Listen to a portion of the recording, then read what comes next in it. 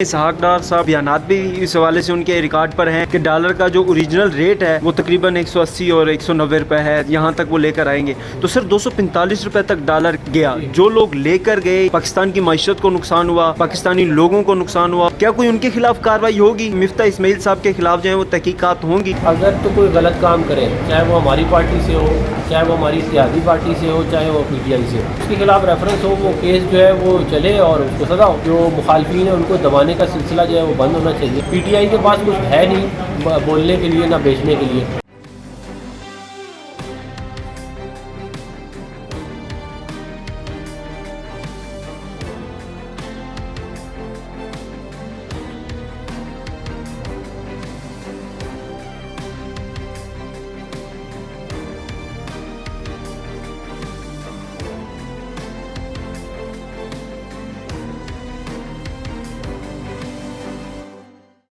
ये बताइएगा कि आसिफ अली जरदारी साहब के खिलाफ जो है वो रेफरेंस फाइल किया गया PTI की जानिब से, क्या नून लीग का वही स्टैंड होगा तोशाखाना रेफरेंस पर जो इमरान खान साहब के खिलाफ था?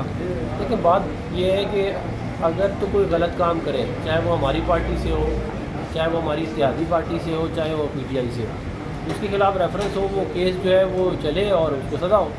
लेकिन पॉलिटिकल माइलेज के लिए, पॉलिटिकल जो है वो नैरेटिव के लिए, एक झूठे बयानिए के लिए अपने जो मुखालफिन है उनको दबाने का सिलसिला जो है वो बंद होना चाहिए। PTI के पास कुछ है नहीं बोलने के लिए ना बेचने के लिए। कल सदर जो है मुमलिकत उन्होंने भी कह दिया कि इनका बयानिया झूठा है, उसके अंदर वो कोई जो है वो जान नहीं है। तो अब वो ज़रा आवाम को तवज्जो हटाने के लिए, अपने जो इनके फॉलोअर्स हैं उनको बेवकूफ़ बनाने के लिए एक नया शोशा ये छोड़ते रहते हैं, उनमें से उसी की एक कड़ी है। अच्छा सर, मरियम नवाज़ साहिबा जब बाहर जा रही थी तो एयरपोर्ट पर उनसे एक सवाल किया गया कि 30 साल नून लीग जो है वो हुकूमत में रही, लेकिन कोई ऐसे हस्पताल नहीं बनाए जा सके जहाँ पर जो है वो इलाज करवाया जा सके। तो जो हमारे हुक्मरान तबका है उसको इलाज करवाने के लिए बाहर जाना पड़ता है, क्या कहेंगे इस पर? देखिए, पहली तो बात ये है कि 30 साल मुस्लिम लीग नून की हुकूमत पाकिस्तान पर नहीं रही। ये बात जो है ये गलत है। मुस्लिम लीग नून की वफाक में हुकूमत टोटल जो है वो 10 साल रही है, अगर आप ये वाला टेन्योर के भी 6 महीने मिला लें। तो उसके अंदर जो है वो हमने बड़े बड़े काम किए, न्यूक्लियर धमाके किए। उसके अंदर जो है वो हमने CPEC किया, 1700 किलोमीटर मोटरवे बनाई, हमने जो है वो PKLI जैसे हॉस्पिटल बनाए, हमने जो है वो ये नस जैसी यूनिवर्सिटी बनाई। तो हमने बहुत गाजीपुर डैम बनाया, बहुत सारे और डैम बनाए। तो वो मुल्क के मसाइल बेतहाशा है, ओवरनाइट तो मसले हल नहीं होंगे ना। बाकी जो 75 साल है, बाकी जो 65 साल है, उसका भी तो पूछे ना उन्होंने क्या किया। अब मैं तो आपको बड़ी सारी चीज़ें गिनवा दी।